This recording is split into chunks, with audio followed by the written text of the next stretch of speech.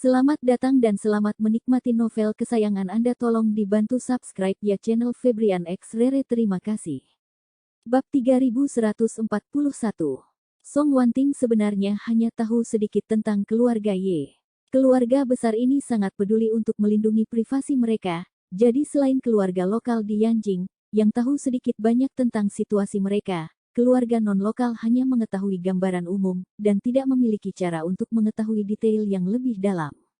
Terlebih lagi, pada saat kematian Ye, penyebaran informasi masih sangat terbelakang. Hanya ada dua cara bagi orang biasa untuk belajar tentang berita, satu adalah televisi dan yang lainnya adalah surat kabar. Dan pada masa itu, televisi jarang memutar ulang berita, apalagi platform video internet untuk membantu mereka menyimpan file video. Jadi ini berarti bahwa jika Anda melewatkan sebuah berita saat pertama kali keluar, Anda mungkin tidak akan pernah memiliki kesempatan untuk melihatnya lagi. Karena itu, Song Wanting tidak tahu berapa banyak anggota keluarga Ye, siapa nama masing-masing, apalagi salah satu dari mereka telah menghilang 20 tahun sebelumnya. Jadi dia membuka mulutnya dan berkata kepada Nanaiko Ito, pada dasarnya aku belum pernah mendengar tentang situasi internal keluarga Ye.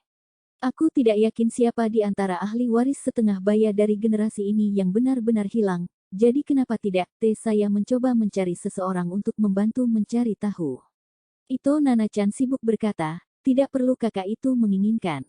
Song Wanting bertanya dengan tidak percaya, apakah kamu tidak ingin tahu lebih banyak tentang rahasia dan detailnya?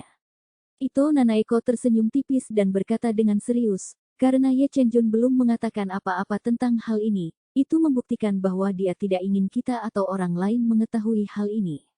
Kita semua adalah orang yang telah menerima bantuan darinya, kita bisa, tidak hanya mengorek rahasianya hanya karena kami ingin memuaskan rasa ingin tahu kami sendiri.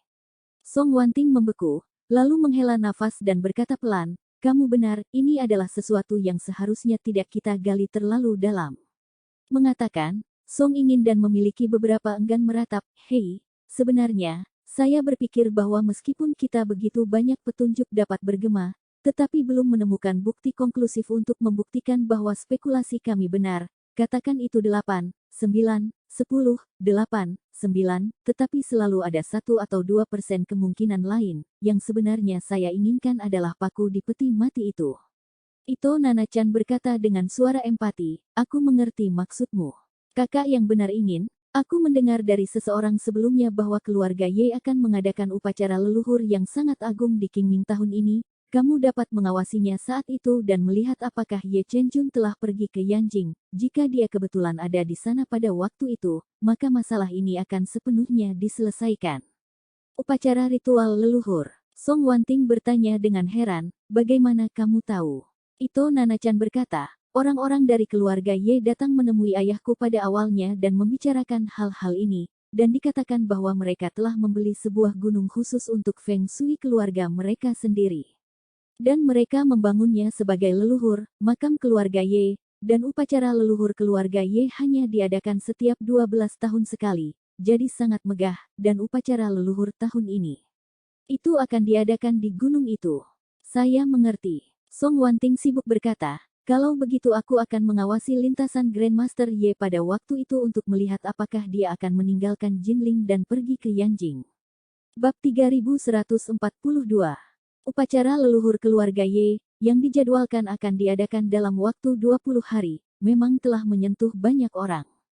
Tidak hanya keluarga Ye di Yanjing, tetapi juga semua cabang keluarga Ye di seluruh negeri dan bahkan dunia telah mulai mempersiapkan upacara leluhur ini lebih awal. Bahkan di dalam hatinya, Ye Chen samar-samar menantikan upacara leluhur ini, karena dia telah memutuskan sejak lama bahwa dia ingin berada di upacara leluhur ini. Dia akan mendapatkan Su Soudao kembali dari Suriah dan membiarkan dia secara pribadi berlutut di depan kuburan orang tuanya dalam pertobatan, untuk menghibur roh orang tuanya di surga. Meskipun Su Soudao bukan orang yang langsung membunuh orang tuanya, ini adalah awal yang sangat penting bagi Ye Chen. Dia berpikir bahwa, dari Su Soudao dan seterusnya, dia akan mengungkap orang-orang yang telah menjadi musuh orang tuanya, satu persatu, dan membuat mereka membayar atas apa yang telah mereka lakukan. Selain Ye Chen, ada orang lain yang memikirkan upacara leluhur ini, dan orang itu adalah Su Soudao, yang berada di Suriah. Selama periode waktu ini, Su Soudao telah menghitung mundur hari, karena dia tahu bahwa waktu sampai Qingming semakin dekat, yang berarti bahwa hari ketika dia akan kembali ke negaranya semakin dekat.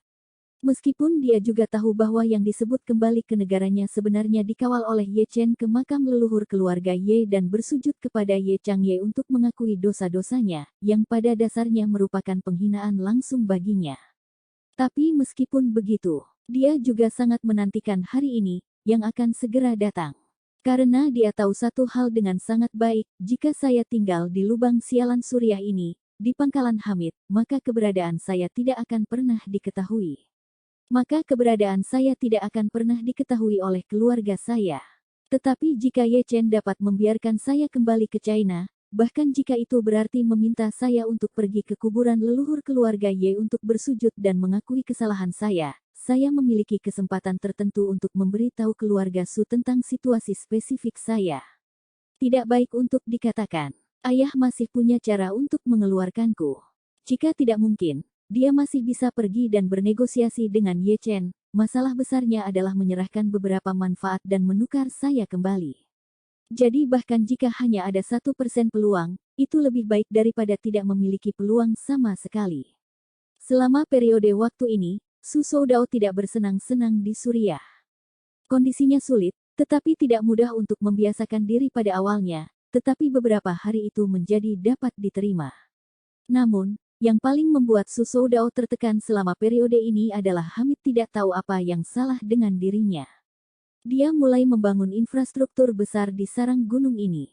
Suara pekerjaan konstruksi yang memekakkan telinga dapat didengar 24 jam sehari di pegunungan sekitarnya.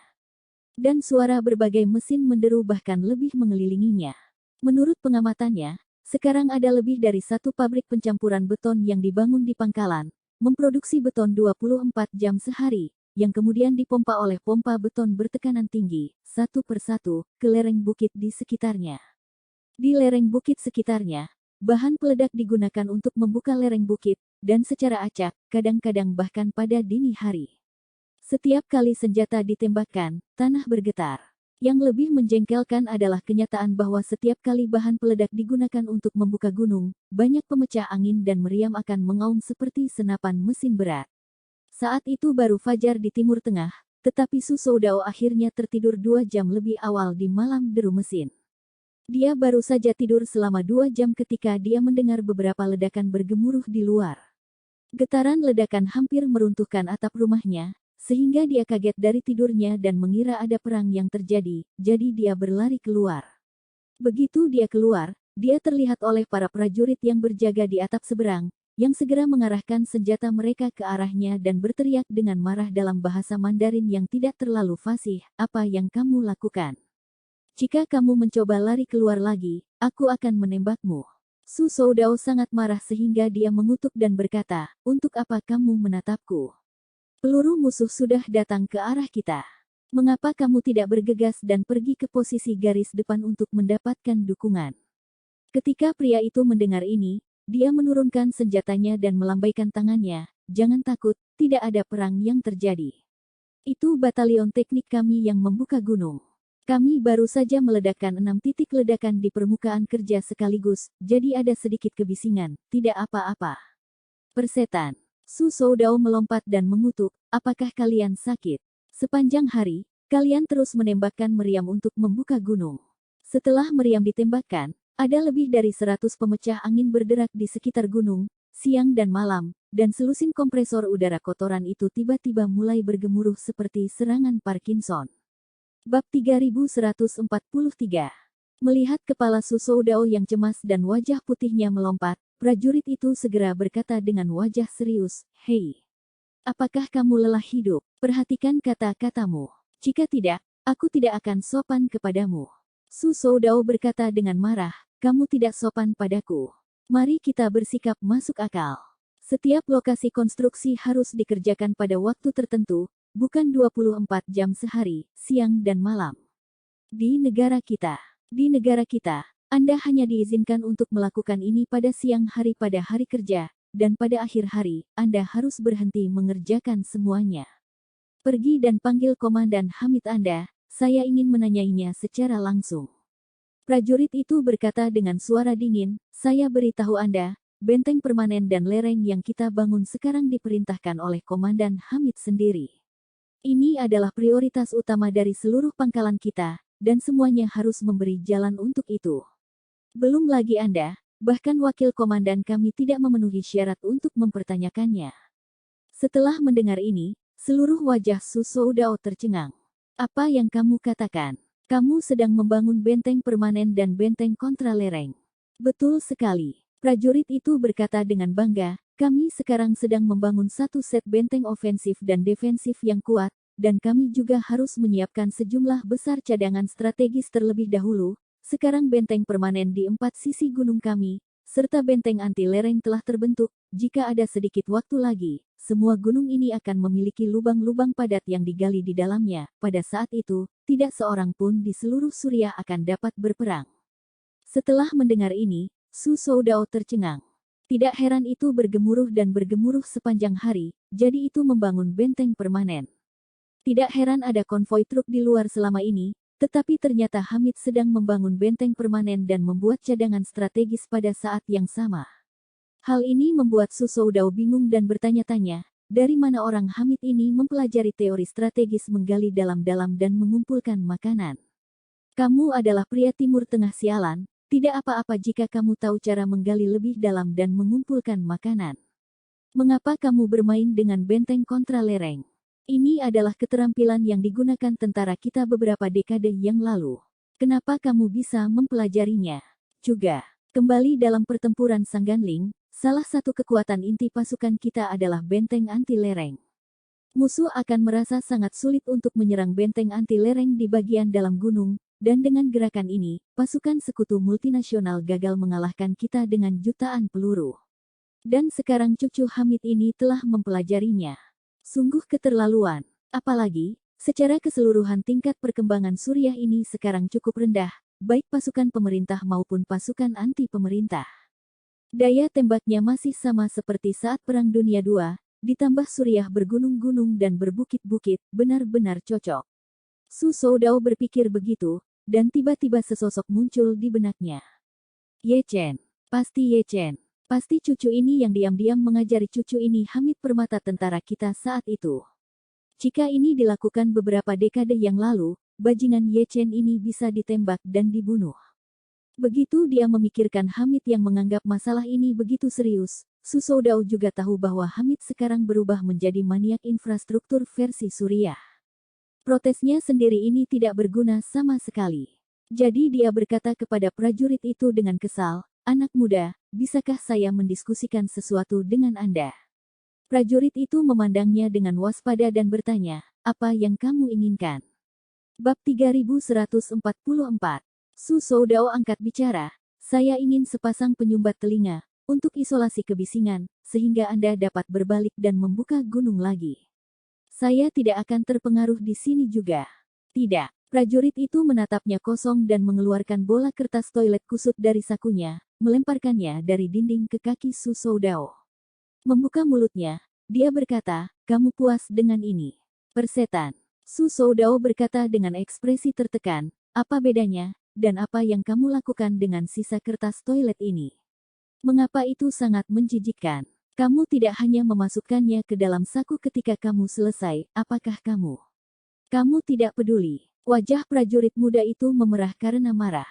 Dia berseru, saya mengeluarkan sepotong dan memasukkannya ke dalam saku saya ketika saya datang untuk mengubah posting saya.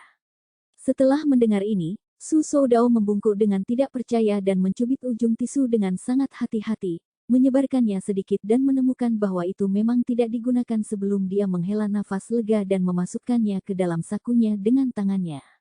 Dia tidak pernah menggunakan tisu toilet selembut itu sejak dia datang ke Suriah, katanya, tanpa takut diejek.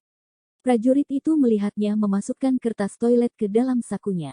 Dengan wajah menghina, dia berkata, baiklah, saya tidak peduli untuk berbicara omong kosong kepada Anda, cepatlah dan kembali ke rumah Anda.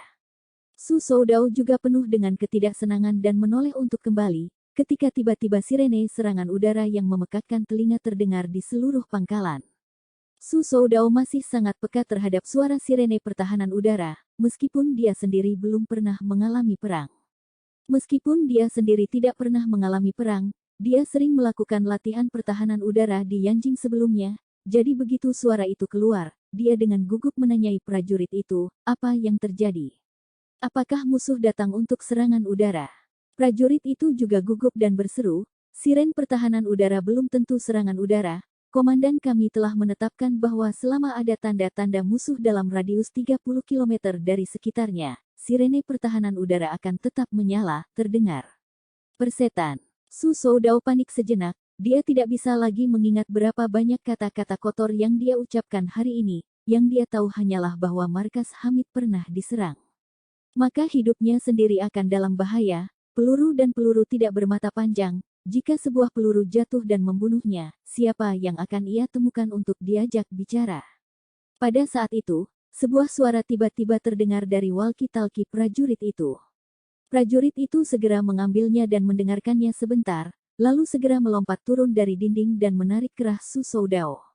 Dia menariknya dan menuju keluar, sambil berkata sambil berjalan, sejumlah besar pasukan pemerintah telah terlihat 30 km di selatan pangkalan, jadi mungkin akan terjadi perang. Ikutlah denganku ke gunung. Su Soudao menamparkan kepalanya. Depresi melebihi kepercayaan, dia berkata, persetan, aku tidak akan pergi. Saya tidak tahu bagaimana bertarung, mengapa Anda ingin saya naik gunung? Peluru tidak memiliki mata, kalau aku terbunuh, bagaimana komandanmu akan menjelaskan kepada Ye Chen? Prajurit itu berkata, siapa yang memintamu berperang? Tentu saja aku akan membawamu ke gunung untuk bersembunyi di lubang anti lereng. Komandan baru saja memberi perintah agar semua orang memasuki lubang lereng belakang yang ditentukan dalam waktu 30 menit. Jika kamu ingin tinggal di sini dan mengambil cangkangnya, maka kamu bisa tinggal. Setelah mengatakan itu, prajurit itu melepaskannya, menoleh dan keluar. Baru kemudian Su Soudao ingat, bukankah lereng belakang itu sendiri adalah benteng? Akan sangat sulit bagi kerang untuk menabrak lereng belakang, dan bahkan jika mereka melakukannya, mereka tidak akan mampu menembus lubang yang digali ke gunung dan diperkuat dengan beton bertulang. Karena itu, jika tentara benar-benar menyerang, akan lebih aman untuk bersembunyi di terowongan anti lereng. Memikirkan hal ini, Su Soudao buru-buru mengejarnya dan berkata dengan wajah tenang, saudaraku, jangan marah. Aku akan pergi denganmu, oke.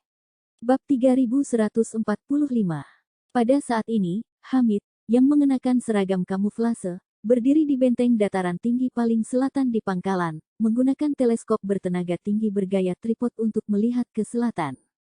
Jarak 30 km sangat jauh sehingga teropong biasa tidak dapat melihatnya sama sekali, dan teropong bertenaga tinggi ini hanya dapat memberikan pandangan perkiraan. Terlebih lagi, jaraknya sangat jauh sehingga distorsi lensanya parah dan sangat sulit untuk melihat sesuatu. Namun, dia masih bisa melihat pasukan besar maju ke arahnya di kejauhan dari bidang pandang teropong. Dia sedikit bingung, bukankah pasukan pemerintah telah memerangi pasukan perlawanan yang lebih besar baru-baru ini? Kenapa mereka membebaskan tangan mereka untuk datang ke arah mereka begitu cepat? Jadi dia segera menginstruksikan ajudannya, pergi, hubungi penjaga tersembunyi di depan dan bersiap untuk melepaskan drone segera. Dalam 5 menit, beritahu saya jumlah pria dan peralatan mereka. Ya, Komandan. Ajudan Hamid segera berbalik dan pergi, berlari ke dalam untuk menghubungi penjaga tersembunyi di depan melalui radio. Segera, penjaga tersembunyi segera melepaskan beberapa drone udara sipil yang dibeli dari China. Drone ini, yang hanya berharga beberapa ribu dolar di China, hanyalah mainan untuk fotografer dan fotografer udara di China, tetapi di Timur Tengah, mereka memiliki peran yang sangat strategis untuk dimainkan. Yang pertama bisa terbang tinggi, dengan beberapa modifikasi bisa terbang hingga ketinggian 1 atau 2 km, dan transmisi petanya bisa mencapai hampir 10 km di alam terbuka, dan kecepatan terbangnya bisa mencapai 60 hingga 70 km per jam. Jika Anda menghadapi pasukan modern dengan peralatan canggih, itu akan sia-sia dan Anda akan terlihat dan dipukuli sebelum Anda naik ke sana. Tetapi jika Anda menghadapi pasukan bermotor biasa, Anda tidak dapat benar-benar membela diri melawan mereka. Itu sebabnya drone ini banyak digunakan di Timur Tengah untuk keperluan militer. Setelah beberapa drone di udara, ukuran kekuatan musuh dengan cepat dibina. Ajudan melaporkan kepada Hamid, "Komandan, ukuran pasukan lawan adalah sekitar 8.000 orang, dengan 10 kendaraan lapis baja, 36 howitzer derek, dan sekitar 60 truk pengangkut lainnya dari berbagai jenis, seperti seharusnya howitzer penarik 152 mm Rusia." Kotoran. Hamid mengutuk, "Itu adalah kekuatan senjata 2 batalion artileri sialan. Apa yang mereka coba lakukan? Apakah mereka mencoba meledakkan kita?" Saat dia berbicara, wakil komandan bergegas masuk, terengah-engah, "Komandan, saya baru saja mendapat kabar bahwa tentara pemerintah telah mempekerjakan 10.000 tentara bayaran dari kelompok tentara bayaran luar negeri yang disebut Kuil 10.000 Naga. Dikatakan bahwa 10.000 tentara bayaran ini sangat kuat, dan telah menaklukkan beberapa pasukan anti pemerintah satu demi satu. Termasuk Hafiz, yang dulu berhubungan baik dengan kami. 2 malam yang lalu, itu diturunkan dengan sebuah perusahaan." Hamid tercengang, "Apa? Hafiz dibawa keluar? Kenapa saya belum pernah mendengar tentang itu sebelumnya?" Bab 3146.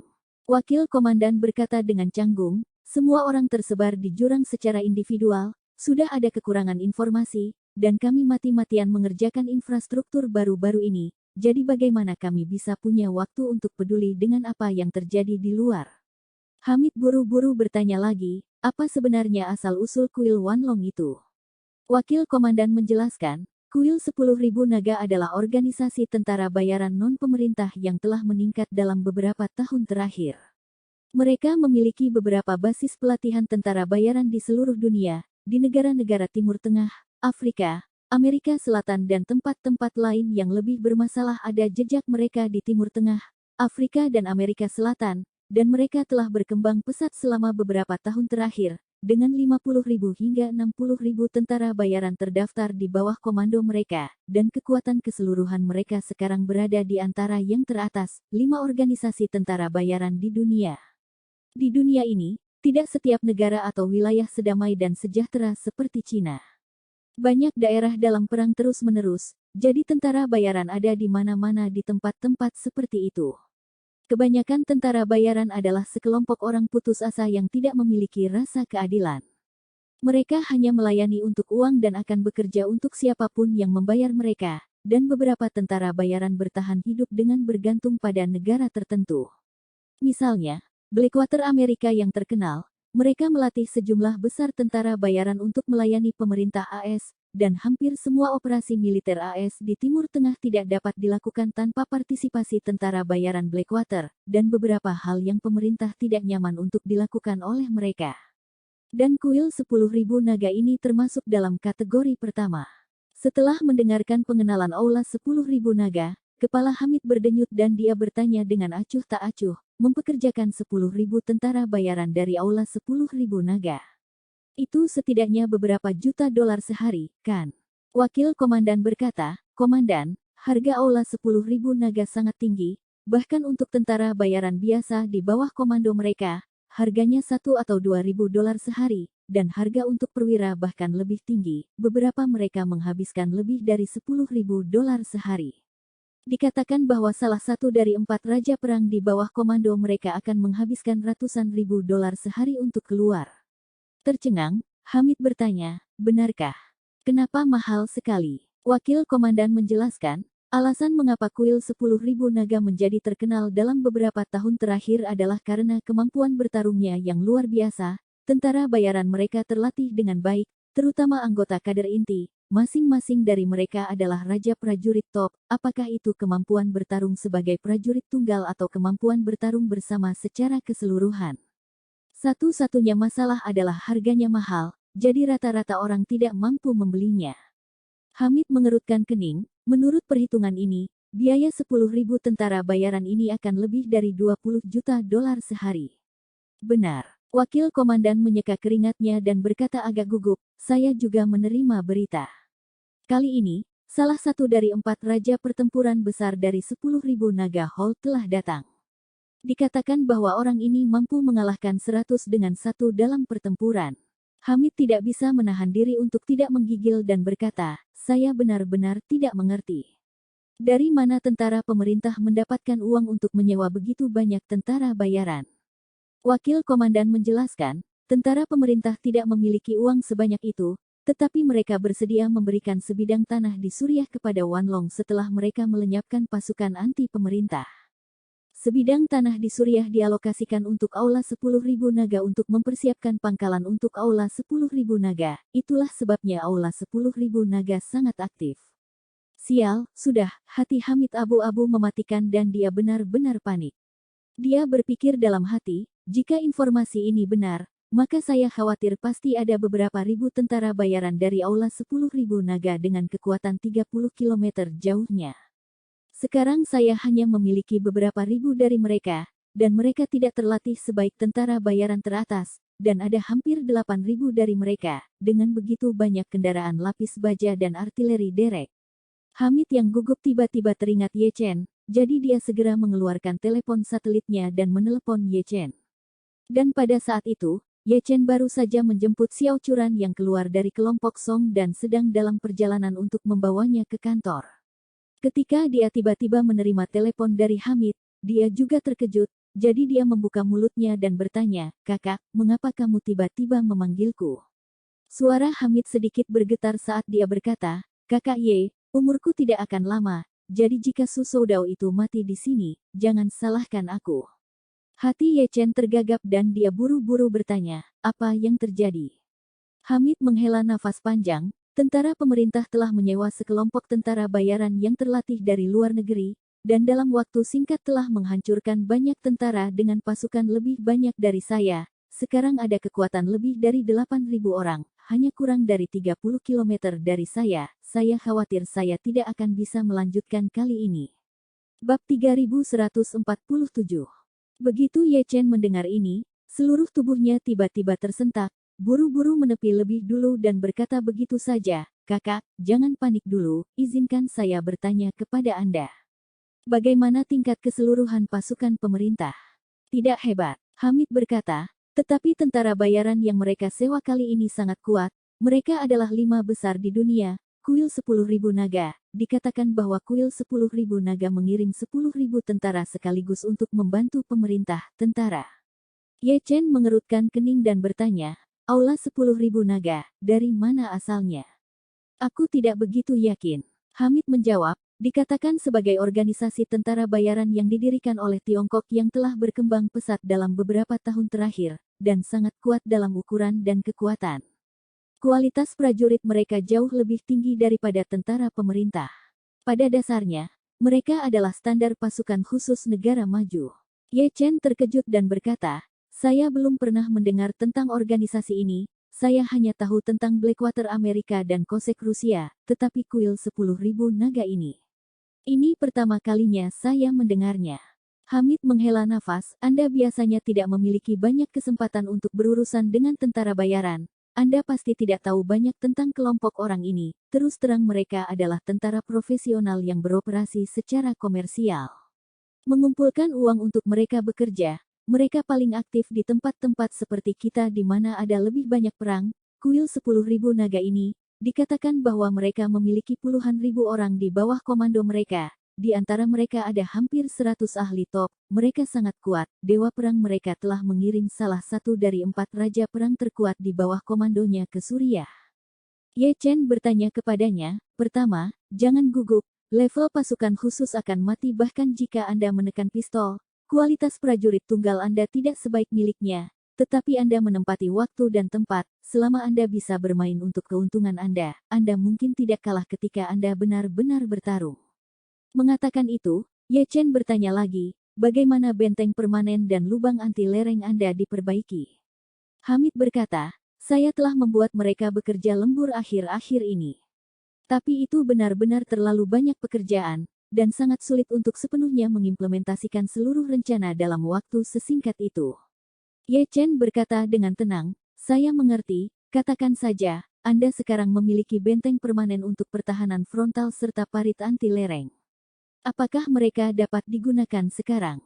"Bisa," Hamid berkata, "saya hampir selesai membangun benteng depan di pintu masuk pangkalan, yang bagaimanapun, adalah fokus utama dari seluruh pertahanan saya, dan parit lereng belakang. Saya telah menggali di semua sisi, tetapi saya belum melakukannya, membuka bagian dalam atau membentuk jaringan lubang internal, tetapi saya telah menimbun banyak persediaan ke dalamnya seperti yang Anda katakan, jadi persediaan tidak akan menjadi masalah untuk disimpan selama 1 atau 2 tahun.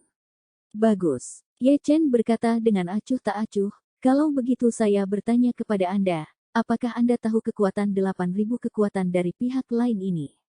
Apa sebenarnya alokasi daya tembak? Hamid berkata, 10 kendaraan lapis baja, lebih dari 30 artileri penarik, dan 50-60 truk. Yang menarik harus perbekalan dan amunisi. Ye Chen berpikir sejenak dan kemudian bertanya, apakah Anda tahu spesifikasi dan model dari 30 atau lebih artileri yang ditarik itu?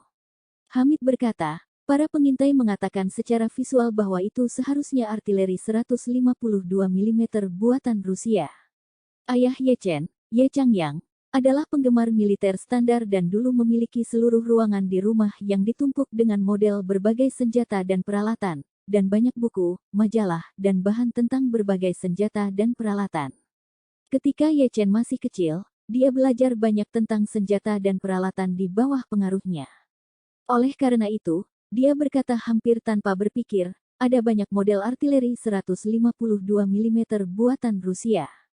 Tapi saya berasumsi bahwa yang berhasil sampai ke Suriah semuanya harus model yang diproduksi pada 1970-an dan 1980-an, atau bahkan lebih tua, jadi jangkauan efektifnya harus sekitar 20 km. Bab 3148.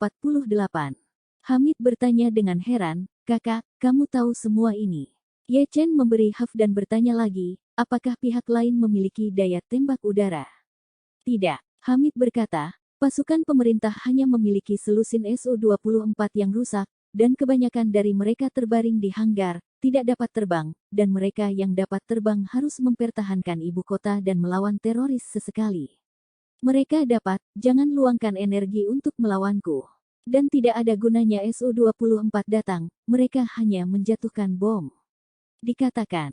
Hamid menambahkan, adapun helikopter tempur, saya tidak takut dia datang. Helikopter tempur mereka tidak terlalu bagus. Saya memiliki banyak rudal yang ditembakkan dari bahu di sini, mudah untuk mengenai helikopter. Saya kira mereka tidak melakukannya. Jangan biarkan helikopter datang untuk mati. Ye Chen menghela nafas lega dan berkata, jadi sepertinya kemungkinan besar itu akan menjadi perang darat murni, maka kamu tidak perlu terburu-buru untuk saat ini.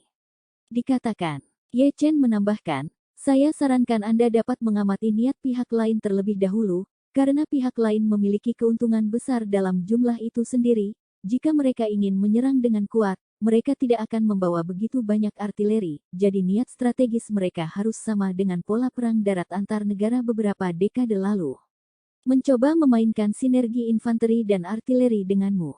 Hamid sibuk bertanya, apa itu sinergi infanteri dan artileri? Ye Chen berkata, ini adalah sinergi antara infanteri dan artileri. Terus terang, itu berarti pemboman artileri diikuti oleh serangan infanteri, dan serangan infanteri tidak diikuti dengan pemboman artileri.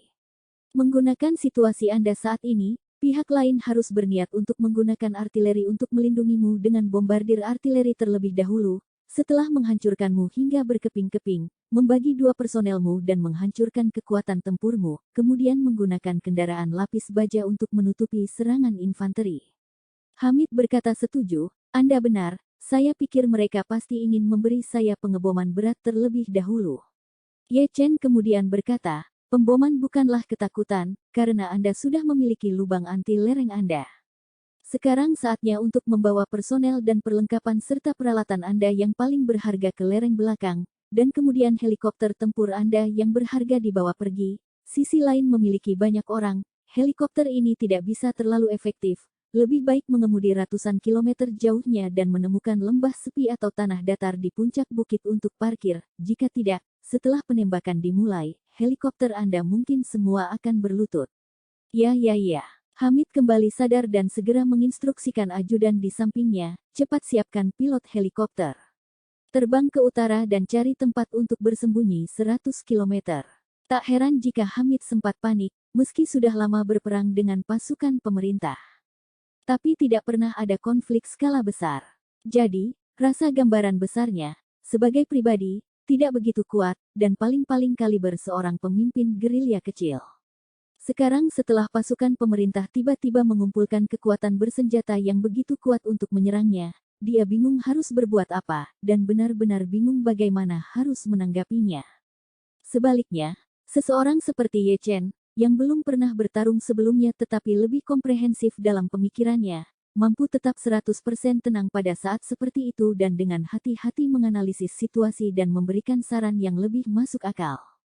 Ye Chen berkata kepadanya, "Saya memiliki kesan tertentu tentang medan di mana Anda berada, dikelilingi oleh jalan berbukit dan terjal, sehingga pihak lain tidak akan maju terlalu cepat ke arah Anda, dan Anda tidak boleh terlalu cemas untuk membiarkannya, helikopter segera pergi." Mengatakan itu, Ye Chen juga menyarankan, kamu dapat membiarkan helikopter membantu mengangkat beberapa alat berat yang berharga ke lubang counter slope Anda terlebih dahulu sekarang. Pada saat yang sama Anda juga harus membiarkan pengintai garis depan Anda mengawasi yang lain, gerakan pihak lain, ketika pihak lain berhenti berbaris dan mulai mengerahkan artileri mereka, ketika sudah terlambat untuk membiarkan helikopter pergi.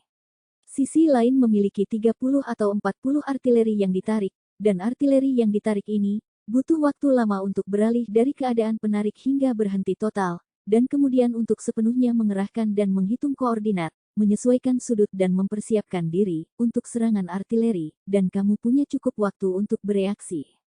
Bab 3149. Itu benar. Mendengar kata-kata Ye Chen, Hamid sedikit tenang dan berkata dengan canggung, "Kakak, saya tidak takut dengan lelucon Anda. Sejak saya bergabung dengan revolusi, saya belum pernah melihat pertempuran besar seperti itu, jadi saya memang sedikit gugup." "Lupakan." Ye Chen menghibur, "Hal semacam ini, giliran siapapun akan gugup, yang harus Anda lakukan sekarang adalah tidak mengacaukannya." Mengatakan itu, Ye Chen menambahkan, "Saya kira maksud strategis pihak lain sederhana. Mereka tahu lokasi pangkalan Anda dan tahu bahwa pangkalan Anda pasti tidak akan dapat melarikan diri. Jadi mereka pasti akan datang dan menghancurkan pangkalan Anda di semua tempat, depan, dan yang harus kamu lakukan sementara itu adalah menahan diri. Jika pihak lain menembaki Anda tidak boleh membalas tembakan dengan artileri, apalagi mengirim helikopter tempur Anda, atau pasukan elit Anda untuk mencoba melawan atau melakukan serangan diam-diam." "Hah? Kenapa?" Hamid berseru, "Aku baru saja akan memberitahumu bahwa aku akan bergegas dan mengirim pasukan elit yang terdiri dari 3-500 orang untuk menyelinap dan menyergap mereka sekarang, menunggu untuk menangkap mereka yang lengah. Bagaimana pihak lain bisa membiarkanmu lolos begitu saja?" Ye Chen berseru, "Saya tidak perlu memikirkannya, mereka pasti telah mempersiapkan Anda. Jangan lupa, mereka memiliki 8.000 orang, jika mereka mengirim 2.000 orang untuk menyergap di sekitar posisi artileri, dan Anda mengirim 3.500 orang, laki-laki di sana, pihak lain dapat dengan mudah mencampakkanmu. Saat itu, orang-orangmu pasti tidak akan bisa kembali." Hamid langsung kaget dan berkata seenaknya, "Kau benar, kakak." Aku yang tergesa-gesa.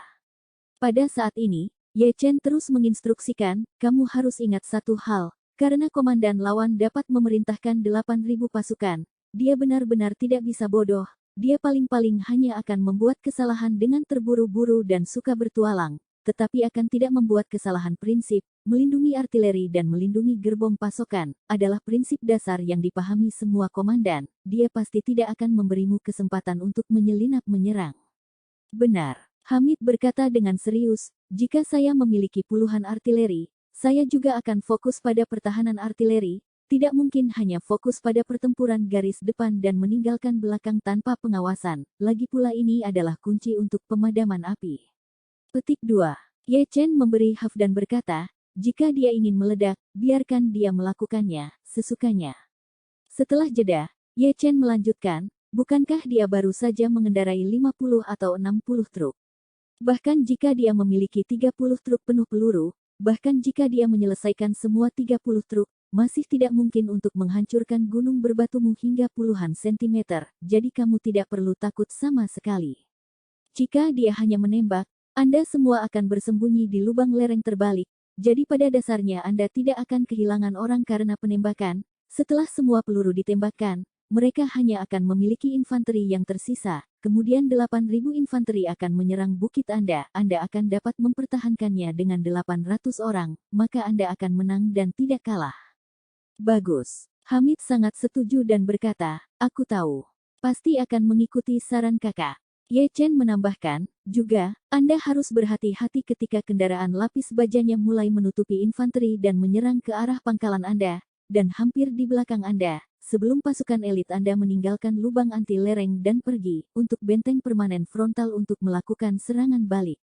Dan ketika kamu melakukan serangan balik saat ini, kamu juga harus ingat bahwa kamu tidak boleh menembak lebih awal, kamu harus menunggu sampai pihak lain berada dalam jangkauan efektifmu. Menembak lagi dari jarak dekat tidak hanya akan membunuh musuh secara efektif, tetapi juga akan menghalangi artileri pihak lawan untuk secara santai terlibat dalam dukungan artileri, karena tentara Anda di dalam benteng permanen akan mampu menahan sebagian besar tembakan artileri, sementara prajurit mereka yang tidak memiliki apa-apa selain helm di kepala mereka pasti akan menderita banyak kematian dan cedera jika mereka juga memasuki jangkauan pembunuhan artileri. Bab 3150. Tanahnya tinggi dan berbahaya, standar mudah dipertahankan dan sulit diserang, benar-benar dianggap sebagai orang yang bertanggung jawab, ditambah benteng permanen baru Anda, kekuatan pertahanan akan sangat ditingkatkan, dan, bahkan jika pihak lain menyerang Anda tidak perlu melakukannya, takutlah, ketika saatnya tiba Anda masih akan memiliki keuntungan dari tempat yang tinggi dan lubang, dan musuh yang datang akan sengsara, dikelilingi oleh mereka, tanpa tempat untuk mundur. Sialan. Hamid menjadi bersemangat dan tiba-tiba berkata, Bung. Bagus sekali. Luar biasa.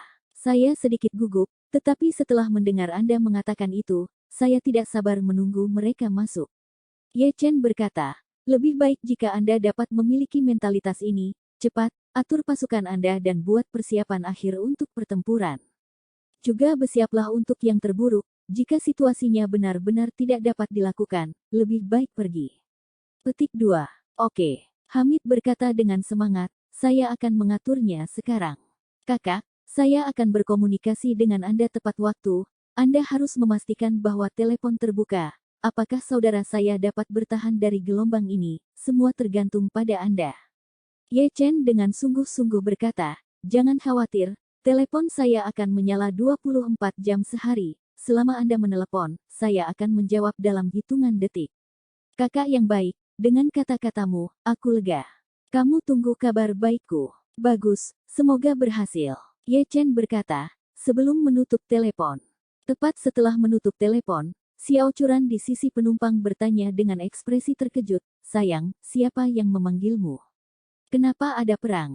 Ye Chen berkata, salah, istri, kamu salah paham, ini bukan tentang perang, ini permainan. Seorang teman saya baru-baru ini menjadi kecanduan permainan militer, dan seseorang akan menyerang markasnya dengan pasukan. Dia tidak tahu bagaimana mengatur pasukannya, jadi dia menelepon untuk bertanya padaku. Xiao Churan tidak ragu saat mendengar penjelasan ini dari Ye Chen. Lagi pula, dia telah hidup di era yang damai sejak dia masih muda, dan hal-hal seperti berperang terlalu jauh darinya. Jika Ye Chen benar-benar mengatakan yang sebenarnya dan mengatakan kepadanya bahwa dia benar-benar membantu seorang teman di Suriah berperang, dia malah akan berpikir bahwa Ye Chen sedang mengolok-oloknya. Jadi, dia tersenyum dan berkata, jadi temanmu benar-benar menyukai permainan ini, hanya hal kecil ini, dan dia memanggilmu untuk meminta nasihat. Ye Chen mengangguk dan berkata, kamu tidak tahu, istri, permainan ini diatur untuk menjadi sangat kejam. Tidak peduli berapa lama kamu menghabiskan waktu dalam permainan sebelum mengubur kepalamu dalam pengembangan. Begitu kamu gagal, tidak ada yang tersisa, jadi setiap pertempuran harus dimenangkan sebanyak mungkin. Jika tidak, Anda harus memulai dari awal lagi. Xiao Churan tertawa, saya mengerti. Tidak ada yang ingin mengerahkan energi mereka untuk mengalahkan peluang, seperti masa lalu bermain permainan lompat kecil. Tidak peduli seberapa jauh Anda melompat, Anda harus memulai dari awal lagi jika Anda gagal sekali. Benar. Ye Chen melihat waktu, mengendarai mobil ke jalan utama dan berkata, istri, aku akan mengantarmu ke perusahaan dulu. Xiao Churan menjawab dan tersenyum, bagus. Bab 3151. Saat ini, pangkalan Hamid jauh di pegunungan Suriah adalah tempat yang tegang dan sibuk. Semua prajurit bersiap untuk perang yang akan datang secepat mungkin di bawah matahari terbit. Beberapa helikopter tempur Hamid telah lepas landas dan segera memindahkan beberapa peralatan dan persediaan yang lebih penting dari dalam pangkalan ke lubang anti lereng di tengah gunung. Prajurit juga mulai memasuki lubang secara tertib di bawah komando perwira dari semua jajaran, sementara tim konstruksi dan prajurit dari batalion teknik, yang baru saja mengerjakan proyek, mulai menyelesaikan semua peralatan secepat mungkin. Sementara itu, pramuka di garis depan mengirim kabar bahwa pihak lain tidak bergerak terlalu cepat. Meskipun kendaraan lapis baja mampu bermanuver dengan cepat, beberapa ribu tentara, sebagian besar, harus mengandalkan berjalan kaki. Terlebih lagi, truk-truk itu sudah memuat banyak perbekalan dan ditarik artileri di belakangnya, sehingga di jalan pegunungan yang berkelok-kelok ini, pergerakannya tidak lebih cepat daripada berlari. Hal ini membuat Hamid semakin lega. Mereka datang dengan susah payah, tetapi mereka juga datang dengan sangat lambat. Mungkin juga di mata mereka dia sudah menjadi daging di bibir mereka, jadi mereka tidak terburu-buru sama sekali. Dan mereka tidak takut melarikan diri, karena tujuan mereka adalah untuk menghancurkan markas dan pasukannya sejauh mungkin, bukan untuk membunuhnya. Untuk kekuatan oposisi seperti Hamid, basis adalah segalanya bagi mereka. Mereka memiliki basis untuk hidup, begitu mereka kehilangannya, mereka akan seperti anjing di dalam kotak, pasif dan dipukuli. Dan jika mereka memusnahkan tentara Hamid, tidak akan ada kesempatan bagi Hamid untuk berbalik, dan dia harus bersembunyi dan lari untuk hidupnya, dan tidak akan bisa melancarkan serangan balik atau menimbulkan ancaman apapun. Jadi pasukan perang salib ini tidak terburu-buru, dan mereka tahu bahwa Hamid telah menemukan dirinya sendiri, tetapi mereka tidak peduli. Namun yang tidak mereka ketahui adalah Hamid yang sekarang bukanlah Hamid yang sama seperti dulu. Hamid sekarang memiliki kekuatan untuk melawan mereka. Kesombongan pihak lain memberi Hamid lebih dari 1 jam untuk menarik napas. Setelah sekitar 1 jam, semua orang di pangkalan ini, semuanya, mundur ke lubang lereng belakang. Semua rumah di dalam pangkalan, menjadi dekoratif dan segala sesuatu yang berharga dan berguna di dalamnya, diambil. Beberapa peralatan pembangkit listrik besar yang tidak dapat dibongkar pada waktunya diangkat dengan helikopter dan dibawa ke lereng belakang secara tertib, dan beberapa peralatan teknik yang tidak dapat muat di lereng belakang diterbangkan ke utara dengan helikopter. Prajurit Hamid sekarang berada di lereng belakang, memeriksa senjata dan amunisi mereka dengan tertib, siap untuk berperang. Semuanya sudah siap ketika pengintai garis depan mengirimkan kembali informasi terbaru bahwa pasukan lawan telah berhenti di sebidang tanah yang landai sejauh 20 km dalam garis lurus, dan bahwa 30-an artileri derek mereka telah mulai dikerahkan di tempat. Jelas bagi Hamid bahwa ini adalah posisi artileri yang dipilih oleh pihak lain dan bahwa serangan pertama akan dimulai setelah mereka mengerahkan senjata dan bersiap untuk serangan itu. Sementara artileri dikerahkan, musuh meninggalkan 2.000 tentara untuk mempertahankan posisi artileri, dan 5.000 infanteri yang tersisa, dengan kendaraan lapis baja di belakangnya, segera bergerak menuju pangkalan Hamid. Ketika Hamid mendengar berita itu, hatinya tersentak dan dia berpikir, infanteri benar-benar bergerak ke arah saya. Mereka harus bersiap untuk menembak saya dengan artileri terlebih dahulu, dan ketika penembakan selesai, infanteri 5.000-an akan menyerang saat mereka berada di bawah kota. Ini seharusnya taktik sinergi infanteri dan artileri yang dibicarakan oleh kakak tua Ye Chen. Bagus, mari kita lihat bagaimana aku akan mengalahkan infanterimu saat itu. Bab 3152. Dia kemudian segera memerintahkan, beritahu semua orang untuk bersiap menghadapi penembakan. Setiap orang harus memakai helm mereka, menutup telinga mereka dan tidak pernah meninggalkan lubang, dan menyampaikan pesan bahwa mereka juga tidak boleh bersandar di dinding lubang, tetapi sebaiknya di tanah, dan jika ada sesuatu yang lebih lembut untuk melindungi mereka, itu akan secara efektif mengurangi kerusakan akibat guncangan dari tembakan jarak dekat. Sebagian besar waktu, artileri membunuh tubuh manusia dengan pecahan peluru dari ledakan, atau batu yang diledakkan oleh ledakan, atau benda keras lainnya yang diledakkan. Namun, gelombang kejut dari ledakan artileri juga dapat menyebabkan kerusakan besar pada tubuh manusia, dan jika cukup dekat, berpotensi menghancurkan organ dalam seseorang. Hamid tidak memiliki pemikiran strategis yang besar, tetapi bagaimanapun juga, dia telah bekerja keras melalui medan perang sampai titik ini, jadi ada banyak pelajaran praktis yang bisa dipelajari. Perintahnya diteruskan dari satu tingkat ke tingkat berikutnya, dan para prajurit di berbagai lubang menerimanya. Begitu banyak dari mereka mulai turun ke tanah dan menemukan sesuatu yang lembut untuk disebarkan di tanah. Banyak tentara pergi ke pintu masuk lubang dan membawa sejumlah besar tanah lunak. Sebelum Su Soudao yang gugup dapat mengerti apa yang dilakukan orang-orang itu, dia mendengar prajurit yang menjaganya berteriak, "Apa yang masih kamu lakukan? Cepat dan sebarkan tanah di bawahmu, atau kamu akan menderita pendarahan internal jika peluru meriam meledak di depanmu." Ketika Su Soudao mendengar ini, dia bertanya dengan panik, "Apakah benar-benar akan ada perang? Bisakah Anda pergi dan berbicara dengan Komandan Hamid dan memintanya untuk mengirim helikopter untuk mengirim saya pergi dulu? Saya belum pernah bertempur di medan perang, jadi tidak ada gunanya tinggal di sini." Prajurit itu berkata dengan suara dingin, "Helikopter telah lama pergi, Anda tidak dapat pergi kemanapun sekarang. Jika Anda tidak ingin mati, dapatkan kotoran. Jika Anda ingin mencoba keberuntungan Anda, tetaplah di sini dan jangan lakukan apapun." Ketika Su Soudao mendengar ini, bagaimana dia bisa berani berpura-pura lebih lama lagi?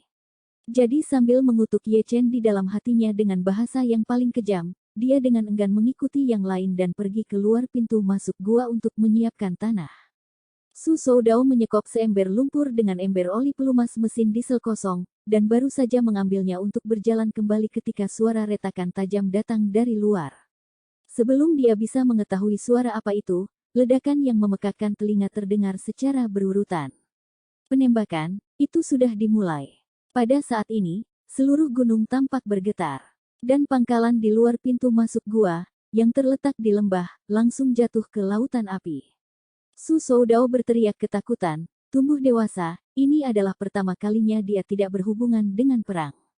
Dia merasa bahwa telinganya telah tuli, dan selain telinga berdenging, gendang telinganya sangat sakit, dan organ-organ dalam tubuhnya terasa seperti baru saja ditumbuk, sangat tidak nyaman. Para prajurit yang menjaganya buru-buru menyeretnya ke dalam lubang, dan segera setelah itu, peluru artileri putaran kedua meraung. Putaran kedua masih ditujukan ke pangkalan di lembah, dan ledakan yang memekakkan telinga terus berlanjut. Su Soudao buru-buru menutup telinganya dengan tangannya dan berjongkok di tanah, menggigil. Prajurit lain, di sisi lain, sudah siap untuk mempertahankan diri dari ledakan. Putaran demi putaran peluru dimiringkan ke bawah, tidak menimbulkan efek apapun pada para prajurit ini. Sebaliknya, saat penembakan berlangsung lebih lama dan lebih lama, rasa aman dan superioritas yang kuat menguasai jiwa para prajurit. Mereka telah menyaksikan dengan mata kepala sendiri betapa efektifnya benteng anti lereng dalam menghadapi penembakan. Bersembunyi di benteng yang begitu kuat untuk menghadapi serangan itu seperti bersembunyi di mobil lapis baja dan ditembak oleh penduduk asli dengan busur dan anak panah, dan bukannya takut, para prajurit merasakan superioritas psikologis terhadap musuh yang hampir mengejek. Semakin banyak peluru yang ditembakkan musuh, semakin tinggi moral anak buah Hamid. Bab 3153. Sedikit yang musuh Hamid tahu bahwa pada saat ini tentara Hamid, bukannya kebanyakan terbunuh oleh tembakan, semakin kuat mendengar suara senjata. Pada titik ini, kepercayaan diri Hamid tumbuh ketika dia melihat bahwa penembakan itu tidak banyak berpengaruh pada benteng anti lereng. Saat dia mendengarkan gemuruh artileri di luar, dia meratap dalam hatinya, jika bukan karena kakak Ye mengajari saya taktik anti lereng ini, saya khawatir nyawa beberapa ribu orang saya semuanya akan diperhitungkan dalam 2 putaran pertama penembakan. Sangganling, yang kakak Ye membuat saya tonton memang merupakan pertempuran klasik buku teks. Tentara sukarelawan yang hebat mampu mencapai kemenangan terakhir dalam pertempuran ini melawan pemboman jutaan peluru oleh Amerika bukan hanya karena mereka berani dan pandai bertarung, tetapi juga karena visi strategis mereka yang luar biasa dan tata letak taktis yang canggih. Ketika saya melewati pertempuran ini, saya akan menggali semua gunung di sekitar sini dan membangun benteng super. Pada saat itu, penembakan terhadap pasukan pemerintah berlanjut. Mereka membawa puluhan ribu peluru kali ini, dan dengan lebih dari 30 senjata, tidak akan menjadi masalah untuk menembakkan ratusan peluru. Selain itu, infanteri mereka masih maju, jadi selama waktu ini, tembakan artileri berlanjut dengan interval 1 putaran setiap 3 menit. Setelah 20 putaran penembakan, pangkalan di lembah sebagian besar rata, dengan hanya beberapa rumah yang masih berdiri sendiri. Beberapa tentara, dengan hati-hati datang ke pintu masuk parit, mengamati kerusakan pangkalan. Ketika mereka menemukan bahwa pangkalan telah diratakan dengan tanah, banyak dari mereka memiliki mata merah, mengepalkan tangan dan mengertakkan gigi, hati mereka penuh kebencian. Mungkin bagi Susodao, halaman kecil yang lusuh itu adalah mimpi buruk, neraka, tetapi bagi para prajurit ini, halaman kecil itu, rumah-rumah itu, adalah rumah mereka. Dan sekarang, rumah mereka telah dihancurkan oleh musuh. Sama seperti banyak tentara yang mati-matian berusaha membalas kehilangan rumah mereka, rentetan peluru baru datang. Kali ini, bukannya jatuh ke dasar yang hampir rata, kerang-kerang itu mendarat langsung di tepi luar gunung di sisi selatan pangkalan, yang merupakan lereng langsung gunung. Karena, dalam persepsi konvensional pihak lain, mereka merasa bahwa sebagian besar tentara Hamid, makanan dan amunisi dan perbekalan lainnya pasti disimpan di dalam pangkalan, sehingga penembakan di depan untuk waktu yang lama akan menghancurkan pangkalan mereka juga, sebagai perlengkapan dan perlengkapan mereka. Dan jelas bagi mereka bahwa kekuatan pertahanan utama pangkalan Hamid ini pasti terkonsentrasi di lereng positif gunung, jadi setelah menghancurkan pangkalan, mereka mulai menghancurkan posisi pertahanan. Mereka berpikir bahwa dengan menghancurkan semua pasukan pertahanannya di sisi miring dengan senjata berat, tank dan infanteri akan dapat melakukan perjalanan jauh. Dengan cara ini, pada dasarnya infanteri hanya perlu datang dan menyapu dan perang pada dasarnya akan berakhir. Namun, yang tidak mereka ketahui adalah bahwa senjata Hamid, dan senjata lain yang sejenis, sudah sangat berbeda. Sebelum mereka bertemu Ye Chen, benteng dasar Hamid adalah untuk menggali beberapa lubang perlindungan di lereng positif gunung, kemudian membangun tumpukan tembak dengan batu, dan kemudian menggunakan jerami untuk membuat bagian atas di atasnya untuk bersembunyi. Benteng ini sangat sederhana dan tidak ada masalah dalam menghadapi serangan infanteri musuh di tingkat tinggi dan peluru AK-47 dari infanteri, dan mereka memiliki keuntungan yang sangat besar. Namun, jika pihak lain bermain dengan pemadaman api, menggunakan mortir atau RPG, lubang perlindungan seperti itu pada dasarnya seperti parang kertas dan merupakan kuburan terbaik bagi tentara. Pasukan pemerintah kini gencar membombardir lereng depan, juga untuk segera membongkar pasukan pertahanan Hamid. Namun, mereka tidak pernah bermimpi bahwa Hamid baru saja merombak total benteng frontal. Benteng permanen, sekarang dipotong dari gunung berbatu, pada saat yang sama berlabuh internal dan diperkuat dengan beberapa lapisan beton bertulang, dibangun dengan kekokohan yang sama seperti terowongan. Bab 3154. Dengan kekuatan tembakan artileri mereka yang ditarik, kemungkinan meledakkan benteng semacam itu hampir nol. Kecuali mereka menggunakan bom berat kelas atas, mereka akan dapat menghancurkannya. Tetapi senjata yang sangat canggih seperti itu hanya dapat dikuasai oleh negara-negara P5 PBB, dan tingkat daya tembak suriah secara keseluruhan adalah yang terbaik dari tahun 1960-an dan 1970-an, jadi tidak mungkin mereka bisa mendapatkan peralatan seperti itu. Selain itu, bahkan jika mereka memiliki peralatan seperti itu, mereka tidak akan dapat memberikan kerusakan langsung pada pasukan Hamid. Karena, saat ini, tidak ada satupun prajurit di benteng depan Hamid. Hamid dengan tegas melaksanakan instruksi Ye Chen bahwa karena pihak lain bertempur dengan sinergi infanteri dan artileri, ketika artileri berhenti dan infanteri mulai melancarkan serangannya, maka pasukan akan dimobilisasi untuk melawan pertahanan. Para prajurit, saat ini, bersembunyi dengan aman di lubang miring di belakang mereka, dan setelah puluhan peluru artileri musuh, tidak ada satupun dari pihak Hamid yang terluka. Sementara artileri lawan membombardir, infanteri maju dengan cepat menuju pangkalan, dan setelah sekitar 1 jam, lebih dari 5.000 tentara sudah dekat, berhenti di kaki bukit sekitar 2 km dari pintu masuk ke pangkalan. Saat itulah putaran lain pemboman dimulai. Seluruh lereng depan gunung telah menjadi hitam dan bukit kecil itu segera tertutup kehancuran. Ini adalah ronde penembakan terakhir sebelum serangan infanteri, yang harus dihentikan begitu infanteri mulai melancarkan serangan mereka. Jika tidak, rentetan besar dapat dengan mudah melukai orang-orang mereka sendiri. Namun, komandan dari pihak lain tidak tahu apa yang terjadi di dalam gunung. Dia menyimpulkan dari pengalaman masa lalunya sendiri bahwa pasukan Hamid sekarang harus sangat berkurang kekuatannya dan bahwa pertahanan pasti sebagian besar dihancurkan, dan segera memerintahkan infanteri untuk meluncurkan serangan di bawah perlindungan kendaraan lapis baja.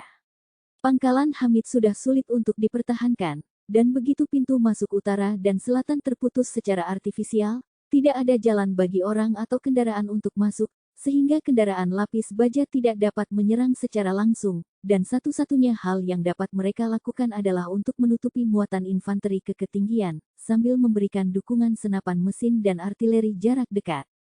Dari dalam benteng permanen di depan, Hamid menyaksikan kendaraan lapis baja pihak lain menderu semakin dekat, diikuti oleh ribuan tentara yang membungkuk, yang mengandalkan penutup kendaraan lapis baja untuk maju tanpa cedera ke kaki bukit, diikuti oleh tembakan artileri lagi dan rentetan tembakan baru di sisi miring ketinggian. Penembakan berlangsung selama 20 menit, dan begitu berhenti, ribuan tentara keluar dari belakang kendaraan lapis baja dan bergegas menuju ketinggian sambil berteriak dan membunuh. Di mata komandan lawan, mengambil ketinggian frontal sama saja dengan merebut seluruh pangkalan Hamid.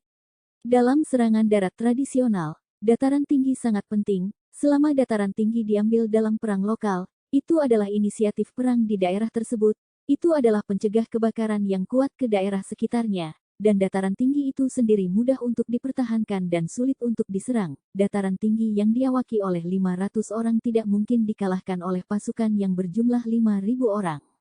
Saat bertahan, pihak yang menempati ketinggian mudah untuk dipertahankan, sedangkan musuh yang menyerang dari tempat yang lebih rendah sulit untuk diserang.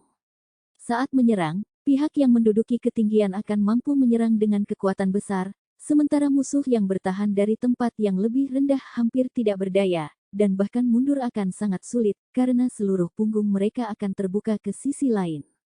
Jadi, komandan lawan merasa bahwa tidak peduli berapa banyak pasukan yang tersisa, jika dia mengambil ketinggian dan kemudian menyerang dari mereka ke pangkalan bagian dalam, dia bisa menyelesaikan pertempuran sekali dan untuk selamanya. Saat ribuan tentara berkerumun, tentara Hamid segera mulai memasuki benteng permanen di lereng utama dari lubang lereng terbalik. Begitu ribuan tentara lawan juga berada dalam jangkauan tembakan benteng permanen Hamid, Hamid tiba-tiba mengirim radio, tembak. Bab 3155. Awalnya, ketika tentara penyerang tidak menemukan perlawanan terhadap serangan mereka mengira bahwa musuh telah dilumpuhkan oleh penembakan yang berulang-ulang dan tidak mungkin melakukan perlawanan yang efektif. Jadi, mereka semua lengah, berpikir bahwa mereka hanya bisa mengisi dan menghabisi sarang Hamid dengan satu serangan. Namun siapa sangka justru saat mereka mengira pertempuran akan dimenangkan, tiba-tiba, rentetan besar tembakan senapan mesin meletus dari celah-celah berbatu di dataran tinggi. Suara tembakan di mana-mana dengan cepat menutupi seluruh lereng bukit, dan para prajurit di depan jatuh seperti barisan gandum. Para prajurit di belakang semuanya dibutakan. Dengan tergesa-gesa, mereka mengangkat senjata dan mencoba membalas tembakan, tetapi tidak ada bayangan musuh yang terlihat.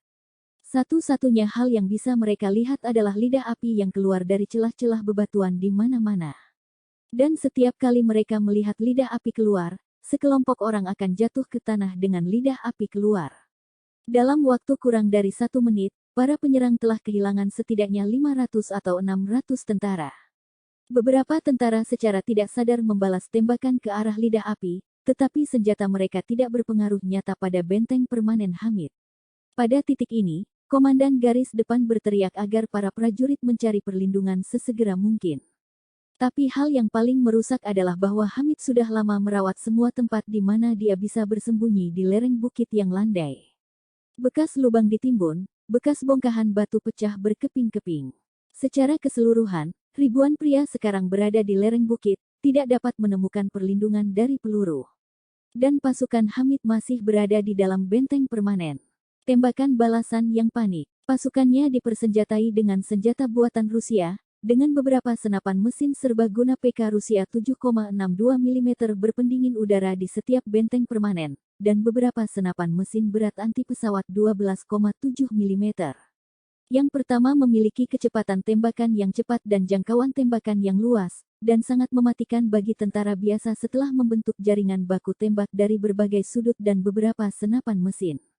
Yang terakhir memiliki kecepatan tembakan yang lambat, tetapi sangat kuat sehingga satu tembakan dapat menembus tubuh beberapa tentara, dan bahkan lebih kejam, ketika ada banyak orang, kemampuan penetrasi senjata ini jauh melebihi senapan mesin biasa. Kombinasi kedua senjata ini membuat mereka tak terkalahkan dalam pertempuran dataran tinggi semacam ini, ditambah musuh tidak punya tempat untuk bersembunyi, jadi mereka benar-benar pasif. Ada perbedaan besar dalam daya tembak antara musuh, yang harus menyerang dan yang, karena melakukan kesalahan dengan berdiri ringan, tidak membawa alat berat. Dan perbedaan yang lebih besar adalah bahwa pasukan penyerang hanya keluar dari bahaya dan bertempur dengan peluru sepenuhnya dengan tubuh mereka. Tidak seperti tentara Hamid, mereka disembunyikan di benteng permanen yang terbuat dari batu dan beton. Bagian depannya diperkuat dengan pelat baja dan dilapisi dengan lapisan lumpur, sehingga peluru mengenai mereka seperti nyamuk menggigit gajah, tanpa efek apapun. Komandan mereka di depan garis. Melihat semakin banyak tentara berjatuhan di sekelilingnya, dia menyadari bahwa pihak lain telah bersiap untuk menyerang dan tidak mungkin menyerang dengan kekuatan seperti itu, jadi dia segera berteriak, mundur. Semua mundur di belakang kendaraan lapis baja. Bab 3156. 3.000 atau 4.000 tentara yang tersisa kemudian mulai melarikan diri dengan panik. Dengan retret ini, para prajurit yang berada di depan memperlihatkan punggung mereka sepenuhnya ke jangkauan para prajurit Hamid, sehingga mereka kehilangan beberapa ratus orang lagi dalam retret itu. Semua tentara mundur ke belakang kendaraan lapis baja. Komandan garis depan segera mulai menghitung jumlah kepala. Segera, pengurangan dilaporkan dari masing-masing perusahaan. 1.300 orang telah mati. Di antara mereka, ada juga lebih dari 500 tentara bayaran dari kuil 10.000 naga. Kali ini, 10.000 naga mengirim 10.000 tentara bayaran ke Suriah. Pada prinsipnya, orang-orang ini harus mematuhi perintah pasukan pemerintah Suriah dan bekerja sama dengan mereka dalam pemusnahan pasukan anti-pemerintah. Pasukan pemerintah Suriah telah membagi 10.000 tentara bayaran kuil naga yang menakjubkan ini, dengan 10.000 itu dibagi rata menjadi 4, bermain bersama dengan 4 divisi pasukan pemerintah di berbagai bidang. Dan tentara yang datang untuk menghancurkan Hamid kali ini. Ada 2,5 ribu tentara bayaran dari Aula 10.000 naga. Awalnya, petugas Aula 10.000 naga sedikit mudah tertipu, begitu pula para komandan tentara pemerintah. Mereka merasa bahwa mereka telah melihat tingkat pasukan anti pemerintah Suriah dan akan sangat mudah untuk melenyapkan mereka. Jadi mereka tidak melakukan persiapan yang cukup sama sekali. Mereka hanya berpikir bahwa setelah membantu pemerintah memecahkan masalah terbesarnya, mereka akan segera mendirikan pangkalan tentara bayaran mereka sendiri di Suriah dan semakin memperkuat pengaruh mereka di Timur Tengah. Tapi yang mengejutkan mereka, kali ini, mereka mengalami pukulan yang belum pernah terjadi sebelumnya karena ketergesaan mereka. Lebih dari 500 nyawa terlempar langsung ke lereng bukit yang landai tepat di atas pangkalan Hamid. Komandan unit tentara bayaran kuil Wan Long ini adalah seorang pria kuning yang berusia sekitar 30 tahun. Namanya Lu Zanjun.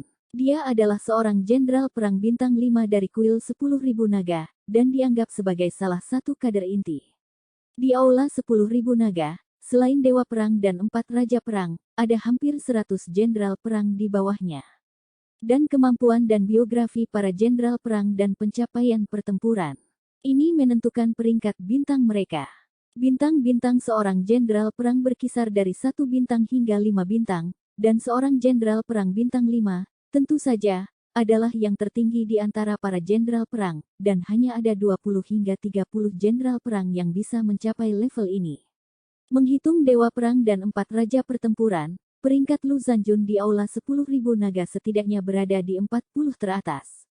Kali ini, dia mengikuti Chen Zonglei, panglima perang pertama Aula 10.000 naga, untuk menaklukkan Suriah, dan dia telah berguling sebelumnya, dengan sedikit korban di antara anak buahnya. Namun, dia tidak pernah menyangka bahwa begitu banyak orang akan mati saat pertempuran dimulai hari ini.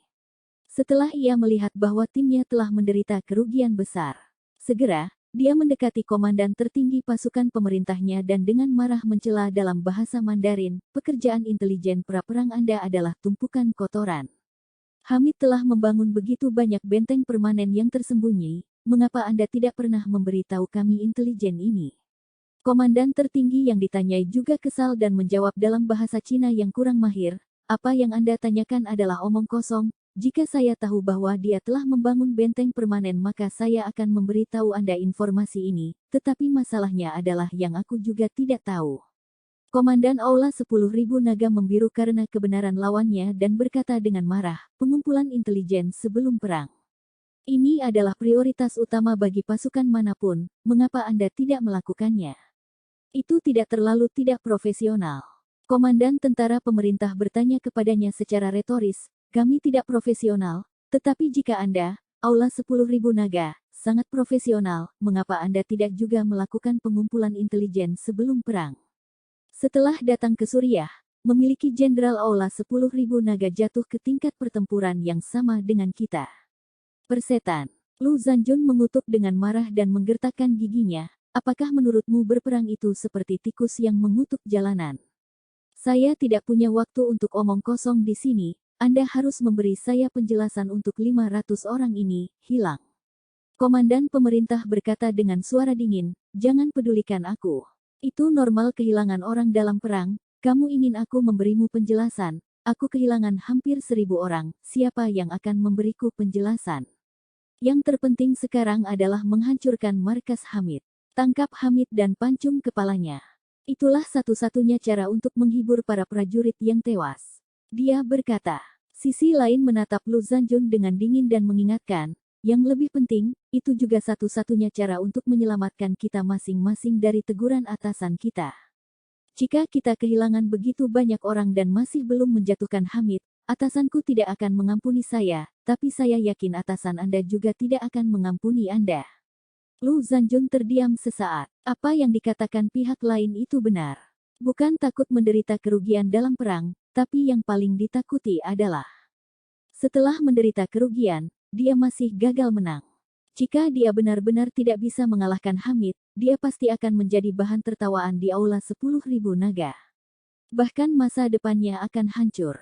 Jadi, dia memandang komandan tentara pemerintah dan berkata dengan suara dingin, artileri Anda baru saja meledakkan begitu banyak putaran dan pihak lain masih memiliki daya tembak yang kuat, yang membuktikan bahwa benteng permanen mereka cukup kokoh. Jika pertempuran ini berubah menjadi serangan, dan masih dari bawah ke atas, saya khawatir itu tidak akan begitu bagus. Komandan pemerintah menggertakkan giginya dan berkata, kalau begitu aku akan membuat bom artileri beberapa putaran lagi. Percuma saja. Lu Zanjun berkata, begitu banyak putaran barusan tidak efektif, saya khawatir tidak ada gunanya mengebom lagi. Dia memberikan jeda sedikit dan berpikir sejenak sebelum berbicara, bagaimana dengan ini? Anda mengirim tentara Anda dengan senjata berat untuk melanjutkan serangan tipuan di depannya. Saya akan memimpin orang-orang kami dari Aula 10.000 naga untuk kembali melalui puncak-puncak yang mengapit dan diam-diam menyentuh dataran tinggi, lalu langsung berputar ke sisi-sisi mereka untuk mengepung mereka. Bab 3157. Segera setelah komandan pemerintah mendengar kata-kata ini dari tentara perang Lu, matanya berbinar. Tipuan depan, jalan memutar mengapit. Ini jelas merupakan rencana pertempuran yang sangat layak. Lu Zanjun ini, dia benar-benar memiliki beberapa keterampilan. Bagaimana Lu Zanjun bisa tahu bahwa taktik menyerangnya sendiri, yang terlalu biasa untuk umum, telah menjadi keputusan jenius di mata komandan lawan. Ini terutama karena literasi militer pihak lain terlalu rendah, sangat rendah sehingga konyol. Sementara Timur Tengah terus-menerus berperang, apa yang harus diakui adalah bahwa seluruh Timur Tengah modern tidak pandai berperang. Sejak Perang Dunia Kedua, peperangan menjadi semakin menuntut dalam hal taktik dan strategi serta pola, dan seluruh dunia telah belajar banyak dari perang itu, bahkan negara-negara Asia Tenggara yang awalnya lemah menjadi berani dan pandai dalam perang. Setelah bertahun-tahun berperang di Suriah, Afghanistan dan bahkan Irak, angkatan bersenjata lokal, tidak peduli seberapa besar mereka, pada dasarnya berperang dalam mode gerilya liar. Rendahnya literasi militer adalah masalah terbesar bagi tentara semua negara di Timur Tengah, kecuali Israel. Prajurit tidak cukup terlatih, perwira tidak cukup diperintah, dan kemampuan berbagai cabang dan layanan tentara untuk bekerja sama sangat buruk. Bahkan di negara-negara seperti Suriah, yang selalu berperang, pasukan mereka berantakan dalam segala hal kecuali ketika mereka menghabiskan uang untuk peralatan. Misalnya, Arab Saudi, yang memiliki hampir semua peralatan canggih Amerika, bahkan mampu menangkap tank tempur utama M1A2 yang dijual kepada mereka oleh AS ketika mereka bertempur dengan Houthi, dan dengan demikian mendapatkan reputasi sebagai kapten transportasi. Standar militer negara itu sangat mengkhawatirkan, belum lagi Suriah. Komandan pasukan pemerintah, yang bermitra dengan tentara perang Lu, tidak memiliki pendidikan militer profesional sama sekali, dan pada dasarnya dia bingung bagaimana mengatur pasukannya dan merumuskan strategi taktis ketika beberapa ribu orang keluar. Bahkan koordinasi infanteri dan artileri yang paling sederhana adalah skema yang diusulkan oleh tentara perang Lu. Alasan mengapa komandan pemerintah tidak berpikir untuk menggunakan koordinasi infanteri dan artileri adalah karena pelatihan artileri mereka sangat rendah, dan mereka hampir tidak dapat mencapai target dari jarak dekat di tempat latihan.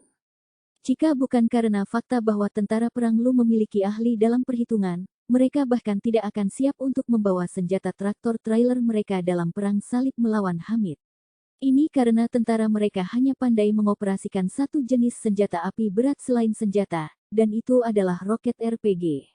Itu terlalu mudah bagi mereka, tidak ada survei, tidak ada perhitungan, tidak ada koordinasi dengan berbagai departemen, hanya meletakkannya di pundak mereka, mengarahkannya secara visual, dan menembakkannya. Bahkan orang yang buta huruf pun dapat mengoperasikannya dengan mudah.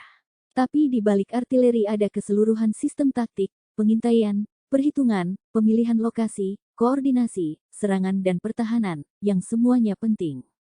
Jadi dia, yang tidak tahu apa-apa tentang taktik, segera mengingat teknik dan taktik Lu Zanjun ini ketika dia mendengarnya. Namun, pertanyaan itu muncul. Mengapa tentara seseorang harus berpura-pura? Bahkan jika Anda berpura-pura, Anda harus menunjukkannya dengan pihak lain di medan perang frontal, bukan?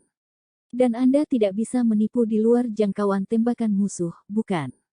Jika Anda melakukan itu, bahkan orang bodoh pun dapat melihat bahwa itu adalah akting. Bab 3158. Tetapi di medan perang frontal, pihak Anda tidak memiliki keuntungan, dan bahkan jika Anda berpura-pura, Anda akan kehilangan banyak tentara. Selain itu, pihak tipuan tidak hanya akan menderita kerugian, tetapi juga penghargaan atas penangkapan kam musuh akan tetap menjadi milik mereka setelah mereka mengapit dan mencuri benteng permanen lawan. Semakin dia memikirkan kesepakatan ini, semakin buruk itu. Jadi, dia berkata, metode Anda baik-baik saja, tetapi saya tidak berpikir kita harus membiarkan tim saya menipu. Mengapa kita tidak beralih? Anda membiarkan tim Anda menipu dan saya akan membiarkan tentara saya mengapit dan memutar. Lu Zanjun berkata dengan marah, apakah kamu tidak bermimpi? Membiarkan tentara saya menipu. Bisakah tentara Anda yang tidak terlatih melakukan serangan yang menakutkan? Apa gunanya hanya bisa merasakan dan tidak bisa bertarung? Ketika komandan mendengar ini, dia tidak bisa tidak berpikir dalam hatinya, tampaknya benar, bahwa tentara saya jauh lebih rendah dalam kekuatan keseluruhan. Jika mereka benar-benar pergi untuk melawan serangan, saya takut bahwa mereka tidak akan bisa mengalahkan pihak lain, belum lagi pihak lain memiliki perlindungan benteng permanen. Jika mereka gagal bertarung, saya tidak tahu berapa banyak orang yang akan mati. Memikirkan lapisan ini, dia segera berkata, bagus. Kalau begitu, kamu yang akan berkeliling dan menembus, aku yang akan berpura-pura menyerang. Lu Zanjun memberinya tatapan menghina, lalu dia mendengus dingin dan berkata, sekarang tim telah mundur, tetapi jangan biarkan pihak lain bernafas, biarkan artileri Anda di belakang terus membombardir, saya akan pergi dan berolahraga, rencana pertempuran dengan tim saya dan mulai berkelok-kelok ke sisi-sisi dalam 10 menit, maka Anda akan meluncurkan serangan tipuan.